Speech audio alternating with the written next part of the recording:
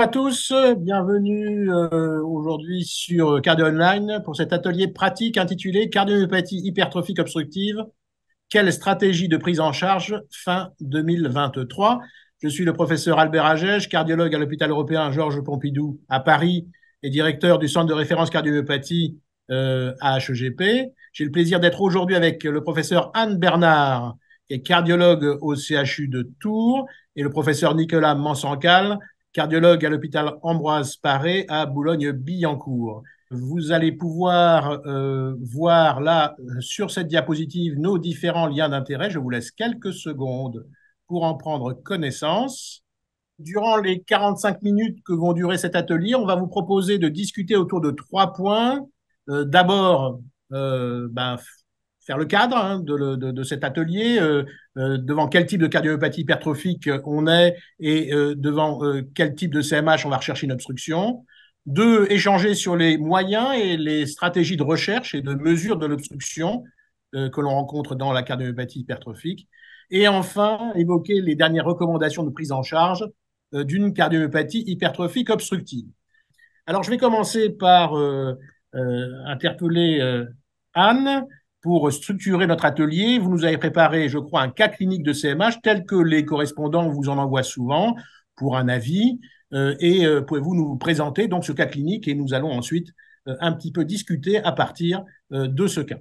Oui, tout à fait. Merci beaucoup. Je vous propose donc de partager ce cas clinique. Il s'agit d'un homme de 62 ans, sans antécédent particulier, qui en fait consulte un cardiologue à la demande de son médecin traitant pour une dyspnée d'effort progressivement croissante, un YHA2 fort actuellement, puis surtout découvert d'un souffle systolique à l'auscultation. Donc, il est vu par un cardiologue qui constate une hypertrophie ventriculaire gauche et nous l'adresse pour avis sur cette cardiopathie hypertrophique. Donc, je vous présente d'emblée les images réalisées dans notre laboratoire. Vous voyez sur la parcelle grand axe l'HVG, surtout à prédominance septale, avec un septum qui est mesuré à 20 mm et asymétrique, puisque la paroi postérieure n'est pas hypertrophiée. Vous voyez sur la cavité aussi l'hypertrophie du pilier antérieur que l'on visualise bien. Et surtout, les images zoomées, regardez bien cette valve mitrale sur cette apicale 5 cavités, zoomé, la longueur du feuillet mitral antérieur, l'aspect de SAM avec une valve mitrale antérieure qui vient presque au contact, on va dire, du septum interventriculaire et l'image en Doppler couleur qui montre une accélération du flux et une fuite mitrale associée. Donc là, on a une cardiopathie hypertrophique euh, qui apparaît plutôt d'origine sarcomérique. Hypertrophie, comment vous la définissez comment vous êtes arrivé au diagnostic de CMH, peut-être dans un premier temps? Alors, effectivement, on s'oriente vers une cardiopathie hypertrophique, parce qu'on a cette mesure septale d'épaisseur septale supérieure à 15 mm. Alors, bien sûr, il faut faire une recherche complète et les étiologies, les diagnostics différentiels de la CMH hypertrophique, dite sarcomérique. Compte tenu de l'âge, la maladie de Fabry, c'est pas diagnostic à évoquer. Et puis, il n'y avait pas d'autres signes fonctionnels associés, pas d'autres signes extracardiaques qui peuvent évoquer une amylose cardiaque dans ce contexte. Donc, bien sûr, on va faire le bilan complet avec une IRM cardiaque et ensuite les tests génétiques. D'accord. Bon, donc, de toute façon, s'il y avait un doute sur une amylose, on aurait fait la scintigraphie osseuse, bien évidemment. On va dire qu'elle est négative, parce qu'on a déjà une question à ce sujet. Là, on a donc une obstruction qui apparaît effectivement sous-aortique due au SAM. Très bien. Est-ce qu'il y a d'autres éléments qui peuvent nous intéresser à l'échographie? Est-ce que de cette échographie, on peut tirer d'autres choses? Est-ce qu'il faut faire une IRM? Telles sont les questions. Alors, mon habitude est systématiquement de réaliser une IRM cardiaque chez ces patients-là qui présentent une suspicion de cardiomyopathie hypertrophique. C'est important de confronter les mesures, de rechercher les épaisseurs des parois sur tous ces aspects. Et on va parler aussi des patients qui ont une échogénicité limitée pour les CMH apicales. Donc, c'est important de réaliser une IRM, de rechercher les zones de fibrose. Ça, c'est quand même fondamental et de rehaussement tardif. Et puis, on visualisera aussi le SAM à l'IRM, quoi. Très bien. Est-ce que vous faites, alors, a priori une CMH sarcomérique. On a une question sur génétique systématique ou pas. La réponse, je pense que vous l'avez. Ben Oui, voilà. Effectivement, quand on s'oriente vers une CMH sarcomérique, et alors quand on a une obstruction comme ça aussi et l'absence d'autétrologie, une recherche génétique doit être réalisée systématiquement. On sait qu'on va retrouver une mutation chez 40 à 60% des cas, mais qu'il y a des patients chez qui on ne retrouvera pas de mutation. C'est le cas de notre patient et donc qui fait partie des 25 à 30% qui restent non connus. Voilà, on fait systématiquement pour tous ces patients. Tous ces patients ont un panel de niveau 1 qui comporte à la fois les gènes les plus fréquents des CMH sarcomériques et le gène TTR et le gène GALA pour le Fabry. Voilà, Voilà. tout ça, mais on a les résultats un peu plus tard, donc on a le temps de traiter le patient encore un peu. Hein, il faut 6 mois pour avoir les résultats. L'IRM cardiaque, est-ce qu'on en attend quelque chose ou pas? Oui, tout à fait. Je pense que ça fait partie maintenant des explorations à faire. La problématique, c'est qu'il faut qu'elles soient bien réalisées par des centres qui ont l'habitude de ces mesures, notamment parce qu'on peut avoir des erreurs de mesure. Donc, il faut faire une vraie attention particulière, justement, dans la réalisation de cette IRM cardiaque, et notamment quand on a une écogicité un peu médiocre, notamment pour les CMH apicales, où on a un vrai intérêt, une plus-value dans cette IRM cardiaque. Également, à viser pour rechercher d'autres étiologies. Et enfin, en termes de pronostic, même si ce n'est pas le sujet de notre atelier, en effet, il faut rechercher cette fibrose myocardique qui se fait essentiellement en IRM cardiaque. Donc, l'IRM fait partie de ces explorations actuelles à faire et en visée diagnostic, étiologique, également pronostic. D'accord. Tous ces patients en IRM, en fin de compte, même si pour le diagnostic d'obstruction, ça n'a pas forcément l'intérêt majeur, bien qu'on voit le SAM aussi sur ces clichés. Alors, pourquoi, au fond, la valve mitrale est aussi importante chez ces patients qui présentent une obstruction sous-aortique? On a vu le SAM tout à l'heure, et vous pouvez un peu nous détailler, Anne, les, les anomalies structurelles en fait mitrales que l'on peut voir chez ces patients. Oui, tout à fait. Alors, chez notre patient, on voyait bien ces anomalies mitrales, mais en fait, il faut savoir que c'est plus de 50% des patients qui présentent une CMH qui ont des anomalies des feuillets mitraux si on est attentif, hein. Et c'est plus de 25% qui ont des anomalies des cordages et des piliers. D'où l'intérêt d'aller regarder vraiment de façon zoomée et dans plusieurs incidences apicales et parasternales pour vérifier l'excès de longueur des feuillets qui peut être l'antérieur, mais aussi la valve postérieure, hein. Vous voyez bien sur l'exemple en haut à gauche, la vignette, un feuillet postérieur qui est aussi très allongé. Chercher des muscles papillaires accessoires. Et donc là, la parasternale petit axe peut nous aider aussi pour retrouver le nombre de têtes et les hypertrophies de piliers. L'insertion anormale du pilier antérieur qui va être très apicale. Ces déplacements, donc apical et antérieur. Et puis, je vous ai dit pour les piliers bifides. Alors, ça veut dire que des fois, on a une ensemble mitrale qui nous ennuie. Quand le mécanisme n'est pas clair, il faut recourir à l'échographie transœsophagienne pour analyser cette valve mitrale particulièrement. Très bien. Donc, ces anomalies mitrales, en fait, elles sont souvent très caractéristiques de la CMH sarcomérique. Ces valves très, très longues, on les voit rarement en dehors de ces CMH sarcomériques. Et ce qui explique d'ailleurs que l'obstruction est plus fréquente dans les CMH sarcomériques que dans les autres étiologies. Et c'est vrai que ça existe aussi dans les autres étiologies, mais c'est plus fréquent dans les CMH sarcomériques. Alors, bon, très bien. Donc, ce patient, chez qui on a vu cette accélération, au fond, que fait-on? Comment mesure-t-on? Comment recherche-t-on? Est-ce qu'on la recherche systématiquement, cette obstruction? Comment ça se passe en pratique? Déjà, dans un premier temps, il faut faire en échographie, enfin, l'examen clé, c'est l'échocardiographie. Donc ça, c'est le point essentiel. On se repère déjà en imagerie bidimensionnelle, où on voit très clairement la coupe apicale 4-5 cavités, là c'est en 5 cavités, où on voit les anomalies de la valve mitrale.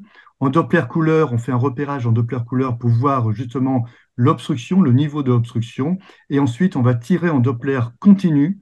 Il faut bien faire attention de ne pas prendre la fuite mitrale, parce que souvent on a des fuites mitrales associées. Donc il faut vraiment bien tirer dans la chambre de chasse pour voir cette obstruction sous-aortique dans ce cas précis. Et on va mesurer ensuite, avec ce Doppler continu, le gradient maximal, parce qu'on parle de gradient maximal. Contrairement, par exemple, au rétrécissement aortique, on parle de gradient max et de gradient moyen. Là, on ne parle que de gradient max, donc on prend la Vmax et on obtient ainsi cette valeur maximale de ce gradient intraventriculaire gauche. Donc, dans un premier temps, on fait ce repérage 2D, couleur, puis le Doppler continu. Et ça nous permet de bien caractériser, puisque l'obstruction peut être sous-aortique classiquement, mais pas uniquement. Et donc, on peut avoir d'autres obstructions que l'on peut retrouver. Et donc, c'est très important de se repérer. Et par exemple, on peut avoir des obstructions situées pas en sous-aortique et qui vont nous être très utiles parce que, en termes de thérapeutique, ça va changer la donne Et donc, c'est un point essentiel à le faire. Et donc, on a une obstruction, par exemple, en haut, on voit avec le repérage Doppler-couleur qui est plutôt médio-ventriculaire. Et on a à ce moment-là ce gradient qui est vraiment médio-ventriculaire que l'on peut enregistrer en Doppler continu. Et ensuite, on a la possibilité, notamment dans la cardiomyopathie hypertrophique apicale, d'avoir des obstructions avec des gradients systoliques, voire même des gradients diastoliques, qui vont concourir justement au développement des anévrismes apicaux dans la cardiomyopathie hypertrophique. Et ça a une vraie valeur pronostique quand on détecte justement ces obstructions apicales avec ces anévrismes apicaux. Voilà, donc c'est vraiment très important de faire ce repérage 2D, couleur, et après tirer plutôt en Doppler continu, sauf pour la cardiomyopathie hypertrophique apicale où on peut éventuellement tirer en Doppler pulsé. Très bien, donc tout ça est très complémentaire en fait. Il ne faut pas oublier non seulement de mesurer le pic de vélocité en Doppler continu, mais aussi de regarder où au fond l'obstruction se passe parce que ça a de l'importance aussi pour la prise en charge et éventuellement le pronostic. Alors, en pratique donc, qu'est-ce qu'on doit faire systématiquement chez un patient qui a une CMH pour rechercher l'obstruction? Anne? Alors, Nicolas l'a bien décrit, hein, pour l'échographie, d'être très attentif. Et donc, la première chose, c'est d'aller la chercher au repos absolument, en apicale 5 cavités ou en apicale 3 caves, quitte à aller se décaler, hein, la vue apicale, d'être vraiment dans l'aisselle très latéralisée pour pouvoir modifier l'orientation et bien s'aligner sur la chambre de chasse. Ça, c'est très important au repos d'avoir une étude attentive. Et puis, après, c'est la manœuvre de Valsalva et jusqu'à l'échographie d'effort. On peut passer par des étapes de flexion-extension et jusqu'à l'échographie d'effort chez les patients donc, qui sont symptomatiques et à qui on ne trouve pas de gradient d'obstruction au repos ou au Valsalva. Et surtout, pas de test de provocation à la dobutamine, ni à la trinitrine, ni à l'isoprénaline. Oui, tous ces tests-là ne sont pas des tests physiologiques. Le Valsalva, c'est physiologique. Le test d'effort, c'est physiologique. Alors, tu nous as parlé de flexion, là. J'ai cru entendre flexion, Valsalva.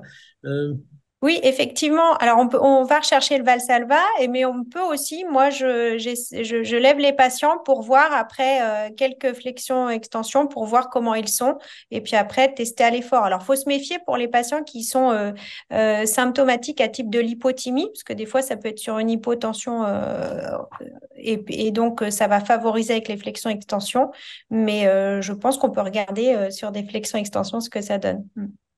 Absolument, parce qu'en fait, c'est les variations du retour veineux qui vont vider un peu le ventricule, rapprocher le septum de la mitrale et faire qu'on va sensibiliser en fait le test au Valsalva éventuellement. Alors bon, c'est quoi la stratégie de ces manœuvres? Est-ce que tu peux nous en dire un mot? C'est Nicolas qui nous en parle. Oui, alors le problème de ce gradient, c'est que le gradient est éminemment variable dans le temps. Donc c'est pour ça qu'il va falloir faire plusieurs temps dans l'exploration de ce gradient. Classiquement, on dit qu'il y a un tiers de gradient au repos, et avec l'effort et les tests de provocation que vous avez vus, qu'on va détailler dans la suite, on arrive à 2 tiers des patients qui ont une obstruction. Et donc, il faut le démasquer, ce gradient. Et classiquement, on parle de valeur seuil de 30-50 mm de mercure. Et j'insiste beaucoup sur cette valeur, c'est le gradient maximal. De telle sorte qu'on a 3 types de patients de CMH. La CMH obstructive à l'état basal, la CMH qui n'est pas obstructive au repos ni après les tests que l'on va vous détailler, et enfin l'obstruction labile, c'est-à-dire au repos en dessous de 30 mm de mercure, mais qui devient importante lorsque l'on fait soit le Valsalva, soit l'effort. Donc c'est vraiment très important de caractériser avec ces différents temps justement cette obstruction chez nos patients qui ont une CMH sarcomérique. Et quelle est la proportion, Nicolas, de ces patients-là entre ceux qui sont au repos, provoqués ou à l'effort? On sait qu'il y a un tiers au repos, enfin un tiers des patients qui n'ont pas de CMH obstructive, un tiers qui a l'obstruction à l'état basal et un tiers qui ont cette CMH obstructive labile, c'est-à-dire qui devient importante notamment à l'effort. Voilà. Donc on a un tiers, un tiers, un tiers pour faire simple. D'où l'importance d'aller chercher ce tiers de patients qui a une obstruction uniquement lors de manœuvres provocatives, puisqu'on sait que ça peut expliquer les symptômes à l'effort dont ils se plaignent. Alors, bon, le Valsalva, c'est facile à dire, on va dire, mais est-ce que c'est facile à faire? Question, Nicolas. Ah, Au début, c'est pas facile. La première fois que l'on le fait, notamment quand les premières recommandations sont arrivées en 2014, ben on s'est tous mis au Valsalva et au début, on a trouvé ça très compliqué. En fait, il y a vraiment des choses importantes, c'est-à-dire qu'il faut bien expliquer aux patients comment ça se passe, vraiment, et que le Valsalva soit fait de manière très intense. Le problème, c'est que souvent le patient va gonfler les poumons et à ce moment-là, on ne voit plus. Donc, il va falloir repérer avant en imagerie bidimensionnelle, justement, lorsque l'on fait la manœuvre de Valsalva, si on arrive à bien garder l'image, bien stable, et pour pouvoir tirer dans la chambre de chasse pour que l'on soit vraiment dans l'obstruction et pas dans la fuite mitrale. Donc, il va falloir bien expliquer aux patients, suivre vraiment en imagerie bidimensionnelle avant de faire la manœuvre avec le Doppler continu. Et il va falloir le faire pousser de manière très importante, longtemps. Et à ce moment-là, comme vous pouvez le voir sur l'image, on voit à ce moment-là des gradients qui apparaissent. L'erreur, bien sûr, comme à l'effort, c'est de tirer dans la fuite mitrale. Et à ce moment-là, on se retrouve avec des gradients qui sont complètement faux. Et à ce moment-là, il faut parfois se repérer dans la fuite mitrale, tirer dans la fuite mitrale pour être sûr qu'on a ce flux qui est différent de la fuite mitrale. Donc, c'est un temps essentiel. C'est simple à faire une fois qu'on a compris comment on fait. Et surtout, c'est au repos. Donc, c'est vraiment simple à faire et on doit le faire de manière systématique chez nos patients au repos en faisant le Valsalva par la suite. Donc, s'il n'y a pas d'obstruction basale ou si l'obstruction est inférieure à 50, elle existe, mais elle est inférieure à 50, eh bien, on fait ce test au Valsalva. C'est une expiration forcée à glotte fermée. Il se fait en général chez le patient couché, mais qui peut être sensibilisé par différentes manœuvres avant, comme l'a dit Anne avant. Et quand on a cette très belle courbe que tu viens de nous montrer avec l'apparition de l'obstruction qui augmente, ben c'est simple. Mais si on ne garde que le maximum, on peut se tromper avec la fuite mitrale. En sachant que les fuites mitrales, c'est toujours des fuites de très haute vélocité, hein, 4 mètres, 5 mètres par seconde. Et donc, on tombe tout de suite dans des zones qui sont à 100 millimètres de mercure. Donc, ils doivent alerter un petit peu pour dire j'ai peut-être capté la fuite, quoi. Mais Voilà. ce qui est très Alors, bon, important, c'est de renouveler. C'est-à-dire que tu le fais une fois, une deuxième fois, troisième fois, et ouais. être sûr que l'on a le bon flux. Voilà. Il ne faut pas hésiter à en refaire. Quand on a un doute, il faut le refaire. Voilà, c'est le patient que ça fatigue plus que l'échographiste, en fait, hein, Ouais. de le faire. Mais le Voilà. patient est patient. Donc, imaginons que ce patient, il ait un test de Valsalva négatif ou qu'on n'ait pas déclenché, au fond, un gradient supérieur à 50. Eh ben, Anne, comment est-ce qu'on fait l'étape suivante qui est l'effort? Alors, donc, oui, c'est l'échographie, l'échocardiographie d'effort, hein. Alors, de préférence, moi, dans notre centre, on l'a fait sur un vélo semi-couché qui permet donc de pédaler. Alors, c'est vrai qu'il y a débat aussi entre position debout, c'est-à-dire tapis ou vélo, pour des histoires aussi de précharge, hein, des patients. Donc, sur le vélo semi-couché, c'est bien toléré. On adapte le protocole à la capacité physique des patients. C'est pas la même chose de faire pédaler à quelqu'un de 40 ans qu'un patient de 70 ans. Donc, il faut aussi adapter aux capacités fonctionnelles. On peut partir sur des protocoles de 30 watts toutes les 2 minutes. En général, dans mon expérience, ça fonctionne assez bien, surtout sur des vélos d'effort qui demandent quand même un peu plus de développement pour les patients. Et donc, on va suivre en bidimensionnel, en couleur pour voir l'accélération. On va regarder le SAM aussi et on va regarder ce gradient d'obstruction en essayant de bien s'aligner pour éviter la fuite mitrale, comme on le disait tout à l'heure. Alors, on voit que c'est plus compliqué parce que le cœur bat plus vite, hein, puis il respire un peu plus, donc c'est plus compliqué. Mais donc, on voit bien que le gradient, il passe de 30 à 90. Par exemple, chez nous, on fait des échos d'effort couchés avec un lit équipé d'un cycloergomètre en bas, et les gens sont couchés ou demi-assis. Dans d'autres, j'ai vu qu'ils faisaient debout. Comment vous faites-vous, par exemple? Et Alors, qu'est-ce qu'il faut faire? nous, on fait plutôt semi-couché, mais je vais vous dire, tout dépend en fait de ce qu'on arrive à enregistrer derrière et des symptômes du patient. Parce qu'en fait, ça m'est arrivé aussi de les faire sur tapis roulant et de faire l'échographie en même temps pour des patients qui en fait sont vraiment symptomatiques et on trouve des gradients d'obstruction quand ils sont en train de marcher sur un tapis, alors que le vélo et la position semi-couchée ne génèrent pas une précharge suffisante en fait qui va permettre donc d'explorer correctement l'obstruction. D'accord. Et alors, moi, je sais que lorsqu'on discutait pour la recommandation européenne, il disait, écoutez, faites ce que vous allez faire, vous avez l'habitude. parce que c'est compliqué. Donc, si vous avez l'habitude de le faire coucher, bah, faites-le coucher. Si vous avez l'habitude de faire debout, faites-le debout. Et puis basta. Donc, à vrai dire, chacun fait comme il peut pour essayer de déclencher une obstruction. Maintenant, jusqu'où aller pour déclencher une obstruction? D'abord, je pose la question aux deux, parce que le patient, il est essoufflé, on n'explique pas l'essoufflement à l'effort, ou il a de l'angine de poitrine à l'effort, on n'explique pas. Je comprends qu'on aille chercher au maximum cette obstruction pour la traiter, parce qu'elle est potentiellement cause des symptômes. Maintenant, le patient qui a pas de symptômes d'effort, est-ce qu'il faut aller aussi loin? Pas Alors, forcément. Enfin, vas-y, Anne, vas-y, Anne. non, non, oui, bah, Nicolas, tu dis pas forcément, c'est pareil, ça va dépendre du patient et de ses activités physiques. Si vous êtes avec un patient de 40 ans qui veut faire du sport et continuer à faire de l'exercice physique, moi, je pense qu'il est bien d'avoir une échographie d'effort pour voir s'il est vraiment obstructif ou pas à l'effort, parce qu'il y a des patients qui sont obstructifs à l'effort et qui ne sont pas symptomatiques. Ça permet quand même d'évaluer le niveau d'effort. Si c'est quelqu'un de plus âgé et qui n'a pas d'activité physique significative, voilà, je ne suis pas sûre qu'il y a un intérêt. Mais Ouais. Donc, expérience. c'est pas tout le monde, c'est adapté en fonction des cas, on va dire. À adapter en fonction des cas.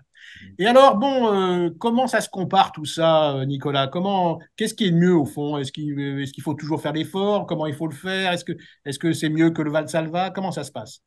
Alors, il y a plusieurs temps. Il y a toujours, en effet, on fait l'échographie repos. Le Valsalva va sensibiliser et va démasquer des gradients, mais ce n'est pas souvent suffisant. Et c'est pour ça qu'il faut faire l'effort pour sensibiliser les choses. Par contre, il y a également tout ce qui est postprandial, notamment, où on sait que justement, on a des obstructions qui apparaissent en postprandial. Et ça, je sais que Albert, tu es très attaché à test à pizza. Et donc, en effet, La margarita uniquement. oui, j'ai bien compris que c'est à Margarita. Et donc, on a des patients qui, justement, en postprandial, ont des gradients qui apparaissent. C'est comme au vélo, c'est-à-dire que on a discuté vélo couché, éventuellement tapis. Moi, par exemple, je fais du vélo assis, complètement assis, de telle sorte qu'on a des patients qui, déjà au repos, n'ont pas forcément de gradient. Dès qu'on les met assis, commencent à avoir un gradient. Pour peu qu'ils aient mangé, à ce moment-là, des gradients plus importants. Donc, c'est vraiment important également le temps, au moment de la journée où on fait ces tests. Et il faut savoir les renouveler, les refaire, parce qu'on peut avoir des obstructions tellement labiles que ça va vraiment être très important de les démasquer. Pareil pour le Valsalva. Le Valsalva, soit vous le faites de manière un petit peu tranquillou, si je puis me permettre, et à ce moment-là, on ne va pas démasquer grand-chose. Et si vous le faites de manière très intense, et c'est la diapositive qui est plutôt sur la partie droite, où on a vraiment un Valsalva très codifié, où on fait, alors moi, quand je fais le Valsalva, le patient le fait, mais moi aussi, je le fais en même temps pour le pousser au maximum. Donc, il va très, très loin dans ce Valsalva. Et quand on fait des tests au maximum, ben, à ce moment-là, on se rend compte que le Valsalva fait presque aussi bien pour démasquer les obstructions les plus importantes. Autant on est un peu moins bon quand les Valsalva, enfin, l'obstruction est un peu moins importante, mais pour les obstructions majeures, à ce moment-là, le Valsalva fait presque aussi bien que l'effort. Donc, c'est pour ça qu'il faut savoir sensibiliser les manœuvres en les faisant de manière le plus intense. Et pareil, en fonction préprandiale, postprandiale, ça nous aide également beaucoup pour cette obstruction. Il faut dire d'ailleurs que les patients obstructifs le sont souvent après le repas dominical du midi un peu plus copieux et plus gras. Et quand ils vont marcher, ils ont plus souvent de l'essoufflement ou de l'angor que lorsqu'ils sont dans la vie courante de la semaine. Très bien. Et donc, Anne, qu'en est-il de votre patient? Alors, donc notre patient, après son évaluation de repos, comme vous avez vu, le repos, on cherche cette obstruction. Vous voyez ici, en haut à gauche, donc la vignette sur la chambre de chasse au repos, on n'a pas d'obstruction, en tout cas significative, qui dépasse les 30 mm de mercure. Alors qu'au Valsalva, on augmente, hein, on va jusqu'à 45 mm de gradient maximal, comme le disait Nicolas. Et vous comparez bien l'intérêt avec la fuite mitrale qu'on vous a montré sur le Doppler couleur. Vous voyez là le flux de l'IM, on va s'aligner sur les deux pour vraiment faire la distinction entre l'IM et la chambre de chasse. Là, je crois que dans cette situation-là, il n'y a pas trop de doute. On voit le flux rectangulaire de l'IM, vraiment holosystolique, qui dépasse la systole, au contraire de cette lame de sabre et cette obstruction sous-aortique. Juste, donc, vous présentez l'échographie d'effort. Vous voyez ici les images acquises au repos en bidimensionnel avec le gradient de repos. Et puis, on peut regarder tout de suite la diapo suivante. Et donc, le patient, il a été arrêté à 90 watts, donc sur un protocole de 30 watts toutes les 2 minutes. On voit que dès 60 watts, le gradient d'obstruction commence à augmenter. Et vous voyez qu'à 90 watts, on a un gradient max à 69 mm de mercure, soit 4,15 m. Et on distingue encore une fois bien avec l'insuffisance mitrale et le fluidième qui est présenté à droite. Et puis, vous avez l'image bidimensionnelle apicale 3 caves où on voit là un SAM complet, sévère, c'est-à-dire que la valve mitrale vient vraiment au contact du septum, confirmant cette obstruction majeure et donc qui explique l'ensemble, les symptômes du patient. Voilà. C'est une obstruction sévère provoquée chez un patient qui, du coup, a des symptômes d'effort et sur sous-aortique, c'est-à-dire sur SAM valvulaire. Alors, le pronostic de ces obstructions, est-ce que le fait d'avoir une obstruction, au fond, ça a un intérêt pronostique? Oui, ça a une vraie valeur pronostique. C'est-à-dire que Maron, depuis longtemps, avait démontré justement que quand on a des gradients au-dessus de 30, voire au-dessus de 50, il y avait une vraie valeur pronostique. Ben là, cette diapositive vous montre très clairement qu'en cas d'obstruction au repos, on a vraiment des patients qui deviennent symptomatiques, stade 3, 4 de la classe NYHA, et le pourcentage de 7,4% par an. Et quand ils ne sont pas obstructifs au repos, il est essentiel de faire ces tests de provocation parce qu'on sait que le pronostic chez les patients qui n'ont pas de CMH obstructif est nettement meilleur que ceux qui ont une CMH qui est obstructive à l'effort. Donc, c'est un temps essentiel en termes de pronostic, mais également pour nous guider dans la thérapeutique, puisqu'à ce moment-là, on sait que l'on a des thérapeutiques à mettre en place. Le pronostic, en fait, il y a d'une part l'obstruction, lorsqu'elle est présente dès le repos, en fait, est plus grave que l'obstruction qui est que chez les patients qui ont uniquement une obstruction provoquée. Et quand on a une obstruction, c'est un impact pronostic par rapport aux patients qui n'ont pas d'obstruction du tout. Alors ça, c'est pour l'évolution vers des stades de NYHA 3-4, donc des gens qui vont devenir très essoufflés, qui vont évoluer vers de l'insuffisance cardiaque, en fait, plus sévère. Alors, on sait aussi quand même, parce qu'il y a beaucoup de questions sur l'obstruction pronostique, c'est quand même dans le score de risque de mort subite à 5 ans de la Société européenne de cardiologie. Donc, le fait d'avoir une obstruction sévère, l'importance d'obstruction est dans le score de risque, même si ça ne suffit pas seul en soi à fixer le pronostic de mort subite. Et troisièmement, on a aussi une question sur le siège de l'obstruction, est-il corrélé au pronostic? Il y a une petite réponse, c'est les obstructions médio-ventriculaires ont un pronostic plus défavorable que les obstructions sous-aortiques. Pourquoi? Parce que probablement elles peuvent déclencher des anévrismes apicaux qui eux-mêmes sont à risque de mort subite à eux-mêmes. Voilà. Donc ça a une influence pronostique non seulement fonctionnelle, mais aussi sur la mort subite. Alors bon, très bien, ce patient, il est donc obstructif. Il va falloir peut-être le traiter maintenant, en attendant les résultats de la génétique qui arriveront plus tard. Nicolas, qu'est-ce qu'on fait? Alors, d'abord, un patient asymptomatique, on n'a pas forcément besoin de le traiter, premier point. Si le patient est symptomatique ou qu'on arrive à démasquer vraiment des symptômes, parce que parfois le patient minimise ses symptômes, s'il est symptomatique, la classe thérapeutique, ce sont les bêta-bloquants en premier lieu. Et si vous avez une contre-indication au bêta-bloquant, à ce moment-là, le verapamil peut très bien être utilisé. Mais dans un premier temps, les bêta-bloquants est vraiment le traitement de première intention. Si vous avez des gradients qui persistent malgré les bêta-bloquants, en deuxième intention, on a l'habitude de faire jusqu'à présent l'association bêta-bloquant et disopyramide. C'est une association où il faut s'assurer quand même, bien sûr, sur le plan électrocardiographique, qu'il n'y ait pas de complications liées notamment aux disopyramides. Il y a une surveillance ECG à faire initialement, mais généralement, on peut se retrouver avec une diminution, voire une régression complète de ces gradients intraventriculaires gauche. Donc, c'est le premier temps à faire. Donc, c'est un point essentiel avant éventuellement tout ce qui est nouvelle classe thérapeutique qui est en train d'arriver, qu'on va pouvoir un petit peu modifier notre prise en charge de nos patients. Et Nicolas, quel bêta-bloquant on met? Alors, bêta-bloquant, chacun fait un petit peu en fonction de ce qu'il a. Il ne faut pas des vasodilatateurs, mais en tout cas, moi, je fais plutôt bisoprolol, athénolol. D'autres, il faut faire avec les bêta-bloquants avec lesquels on a l'habitude d'utiliser pour justement avoir une habitude et une réponse classique à la prise en charge de nos patients. Quelle dose? L'objectif, c'est la dose maximale. Et donc, il faut vraiment réévaluer ces patients avec la dose maximale la dose maximale tolérée, bien évidemment. Et à ce moment-là, on réévalue les patients pour savoir les symptômes et également cette obstruction. Est-ce que cette obstruction régresse complètement, diminue? Et si on a des patients qui demeurent symptomatiques malgré les bêta-bloquants, c'est là où on fait l'association. On nous Et le- demande si diltiazem ou verapamil, quels critères choisissez-vous? En fait, en France, on n'utilise pas le diltiazem, il faut être clair, hein. C'est des recommandations, mais en France, on n'utilise que le verapamil et pas le diltiazem. Et on nous demande s'il y a des traitements à éviter dans les formes obstructives. Tout ce qui est Ah oui, tout ce qui est dilate, quoi. voilà, tout ce qui est vasodilatateur, on va éviter. Incluant le Voilà. sildenafil qui est contre-indiqué. Voilà. dans les bêta-bloquants, le propranolol, quelle est votre expérience aussi sur- Normalement, c'est celui qui a la plus de preuves qui a été faite sur le plan des CMH. Voilà.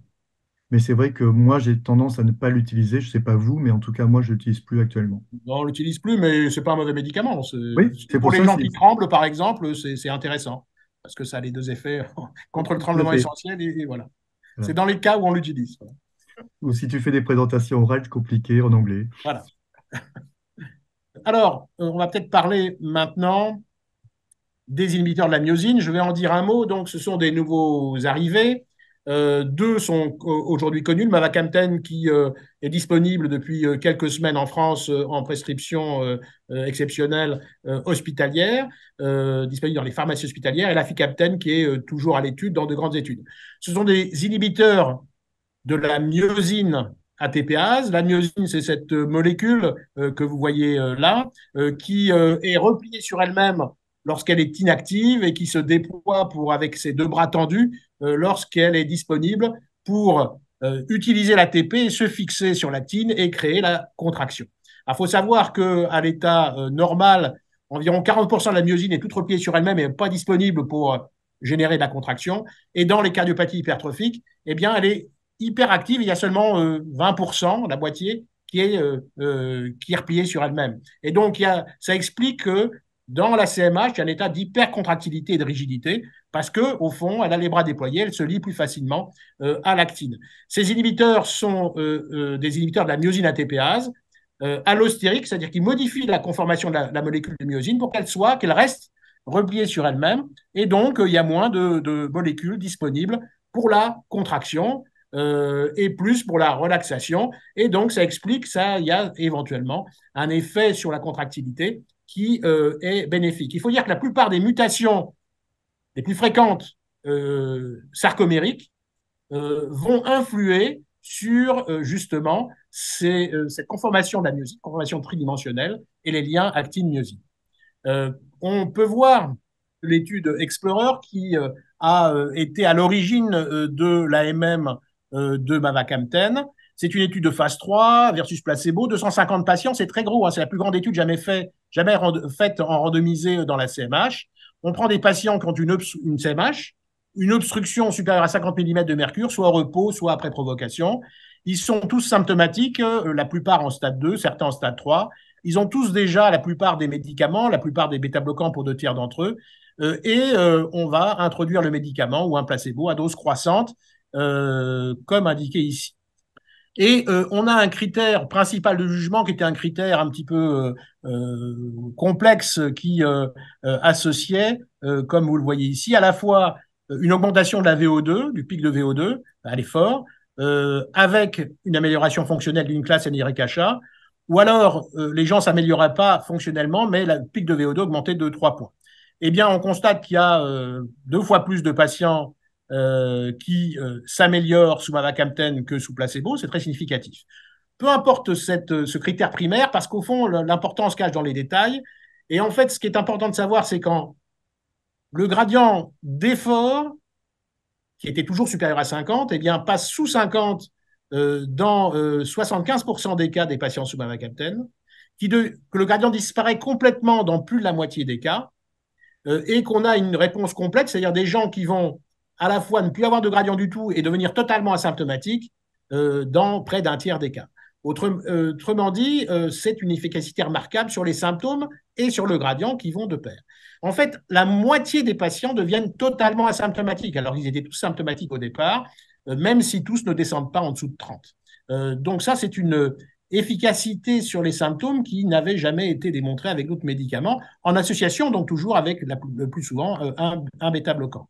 Eh bien, ce qu'on voit dans cette étude, c'est qu'à la fois le gradient de repos s'effondre en bleu, le gradient Valsalva s'effondre, qu'il y a des effets biologiques qui démontrent que le stress pariétal est moins important, le BNP s'effondre, la troponine s'effondre, et le score de qualité de vie s'améliore considérablement.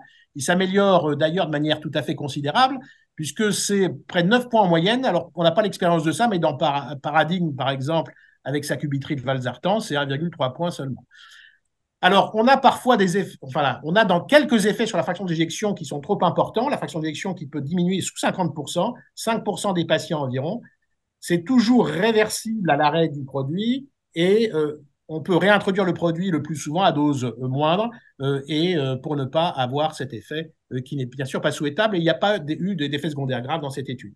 Et puis, cet effet a été tellement important qu'on a fait une autre étude qui est Valor, qui est une étude où on prend des patients, 112 patients qui sont envoyés pour une alcoolisation ou une chirurgie parce qu'ils sont très obstructifs et tous en stade 3 très symptomatiques. On leur a randomisé pour soit on vous met un placebo, soit on vous met du bavacaptène. Eh bien, là encore, l'obstruction de repos et de Valsalva s'effondre. Et au fond, sur 100% des patients qui devaient avoir une procédure d'alcoolisation, eh bien, seuls 18% au bout de l'étude vont effectivement l'avoir, puisque les autres, en fait, ne répondent plus aux critères. Soit ils sont plus symptomatiques, soit ils sont plus assez obstructifs, soit ils sont plus les deux. Et donc, c'est une véritable alternative à l'alcoolisation septale. Alors, comment ça se passe en pratique? Et peut-être même on pourrait parler de ce patient, puisqu'il garde, s'il garde une obstruction sous bêta-bloquant, qu'est-ce qui se passe? Effectivement, on l'a réévalué, ce patient, sous un traitement bêta-bloquant maximal toléré. Il reste symptomatique et à l'échographie d'effort là, que je viens de refaire, il a toujours un gradient d'obstruction, alors qui est un peu moins important, mais on est toujours à 55 mm de mercure de gradient maximal. Donc, alors, s'il reste symptomatique sous bêta-bloquant à dose optimale, avec un gradient qui reste, avec une obstruction qui persiste d'ailleurs, qu'elle soit à 30 ou plus, eh bien, c'est une indication potentielle de mavacaptène. Il répond aux critères d'AMM, CMH obstructif, symptomatique, sous traitement optimal. Et alors, c'est pas une femme, parce que si on évite chez les femmes qui peuvent être enceintes. Deuxièmement, il faut vérifier que la fraction d'éjection est normale, qu'il n'y a pas d'insuffisance rénale sévère, qu'il n'y a pas d'insuffisance hépatique sévère. Troisièmement, eh ben, on fait l'écho standard, le Valsalva, l'effort pour déclencher, effectivement, avoir la preuve de cette obstruction. Et puis, on fait systématiquement un génotypage du cytochrome P450 de C19 parce que le produit est essentiellement métabolisé par ce cytochrome. Et il y a deux types de gens, des gens qui vont être métaboliseurs lents et d'autres, et les autres qui sont normaux ou en tout cas pas lents. Quand ils sont métaboliseurs lents, eh bien, ma foi, il faut faire attention à la dose et au traitement. Alors, il faut éviter les traitements qui sont justement des inhibiteurs des cytochromes qui métabolisent le produit. Il y a deux cytochromes, le CYP3A qui est un inhibiteur de ce cytochrome-là. Si le type est métaboliseur lent, eh bien, il ne va pas supporter un médicament ou un produit inhibiteur puissant du 3A4. Un exemple, il est métaboliseur lent, c'est 2% de la population en Europe, hein, c'est très peu, mais il prend du jus de pamplemousse, et bien le jus de pamplemousse est un inhibiteur puissant du 3 à 4. Donc vous comprenez que ce génotypage est important pour prendre des précautions pour justement ces gens qui sont métaboliseurs lents et qui sont juste peu nombreux, mais chez lesquels on peut avoir des accidents de fraction d'éjection. Et on ne mélange pas non plus un inhibiteur puissant du C19, comme par exemple un antifongique, et du jus de pamplemousse qui inhibe les deux axes de métabolisme du mavacamten. Et puis, Albert, si à la surveillance échographique, on a des fractions d'éjection qui tombent sous 50%, ben on arrête le produit et on attend un peu pour reprendre à dose inférieure. Et si à deux reprises successives, on a des fractions d'éjection qui restent inférieures à 50%, eh bien, on arrête et on ne donne pas le produit. C'est arrivé de temps en temps, mais c'est très rare en fait sous ce produit, mais ça arrive. Donc, on a des séquences d'initiation et de titration avec des doses qui varient selon qu'on est métaboliseur lent ou métaboliseur rapide.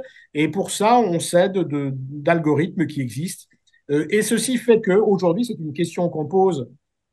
Est-ce que c'est réservé à des centres référents? C'est réservé à des centres hospitaliers qui ont l'habitude de traiter des patients, puisqu'il y a ces échographies successives tous les mois en général, et cette adaptation de dose jusqu'au moment où on arrive à la dose optimale. Alors, le mavacamten aujourd'hui, c'est un médicament en deuxième intention, en association au bêta-bloquant ou verapamil, lorsque ceux-ci ne sont pas efficaces. Les recommandations sont là. Et dans les recommandations, c'est aussi un médicament qu'on peut donner éventuellement lorsque on ne peut pas donner de bêta-bloquant ou de verapamil parce qu'il y a des contre-indications ou des intolérances. Donc aujourd'hui, ça s'est installé complètement, ça s'installe aujourd'hui complètement et progressivement dans le paysage thérapeutique. Et je vous dis, ça commence puisqu'on a l'autorisation depuis une quinzaine de jours, pas plus, et qu'on commence à mettre les patients hors protocole sous mavacamten en situation au bêta-bloquant le plus souvent. J'avais une question à te poser par rapport au génotypage qu'il faut faire avant Oui. l'installation. Les délais pour avoir ce génotypage? Génotypage, vous l'avez en une semaine. Ils ont l'habitude de le faire parce qu'on le faisait pour les prescriptions de clopidogrel à l'époque, lorsqu'on s'était du génotypage pour savoir les gens qui feraient une thrombose de stent ou pas de thrombose de stent. Donc, et ils le font aussi pour des anticancéreux. Donc, beaucoup de centres hospitaliers le font en routine. Il suffit de le prescrire comme ça et vous l'avez en 8-10 jours. Avec un consentement du patient, puisque c'est un génotypage. Donc, il faut repenser. Absolument, il faut faire signer un petit papier, mais tout simple. Voilà, c'est Voilà. ça.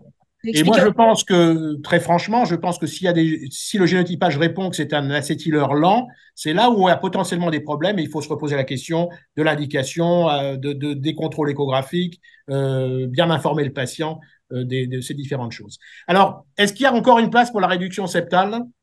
C'est la vraie question après ce mavacamten. Ben, oui, il y a toujours une petite place. Est-ce qu'elle va être très importante? Probablement pas, puisqu'on a vu quand même que les dernières études sont très encourageantes sur la diminution de l'obstruction et l'amélioration des symptômes, mais se posera toujours la question de temps en temps, soit de l'alcoolisation septale, où on a quand même une technique qui est tout à fait fiable, où on arrive à alcooliser la portion basale du septum avec un repérage échocardiographique, avec l'échographie de contraste per procédure. On va repérer la première septale et on va pouvoir faire cette alcoolisation septale, bien sûr avec toujours la sonde d'entraînement lors de la procédure pour éviter les blocs que l'on peut avoir initialement. Et l'autre technique, c'est la myomectomie classique, chirurgicale. Et à ce moment-là, classiquement, dans les recommandations, ils disent que la myomectomie, c'est plutôt le sujet jeune et l'alcoolisation septale pour le sujet un peu moins jeune. Mais en tout cas, avec l'arrivée de la nouvelle classe thérapeutique, on va avoir une redistribution des cartes très importante avec probablement des techniques qui vont être mises plutôt au second plan avant d'arriver justement à ces techniques invasives qui sont quand même réservées dans des cas extrêmes. Très bien, donc pour résumer, pour terminer, d'abord, donc là, on parle de CMH, sarcomérique obstructive. La recherche d'une obstruction, elle est systématique dans les CMH. Il n'y a pas d'obstruction au repos. On fait un Valsalva qu'on peut sensibiliser par différentes manœuvres. Si l'obstruction reste inférieure à 50, on fait une échographie d'effort. On peut sensibiliser aussi par différentes manœuvres. Mais le but du patient symptomatique, c'est de démasquer une obstruction supérieure à 30 et au mieux supérieure à 50, puisqu'on sait on sait qu'elle est sévère. Deuxièmement, donc ces 3 temps, on vient de les décrire. Et les recommandations, c'est bêta-bloquant à bonne dose. Si on ne peut pas ou si c'est mal toléré, verapamil à bonne dose.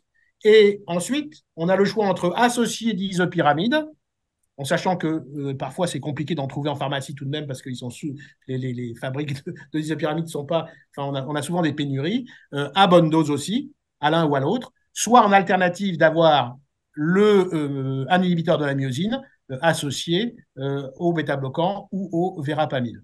Alors, on me pose la question de est-ce que c'est possible de suivre en ville un patient traité par un inhibiteur de la myosine? Alors, il y a la première phase initiale hospitalière, il y a 3 mois où on initie, et ensuite on titre la dose. Une fois qu'on a trouvé la dose, au bout donc de quelques mois, que la dose est fixée, on peut confier le patient au cardiologue pour qu'il puisse renouveler et contrôler par échographie les choses. Voilà, je voulais remercier nos 2 orateurs, Cardio Online et notre public. Vous souhaite à tous une très bonne soirée et à bientôt pour de nouvelles aventures. Au revoir. Au revoir.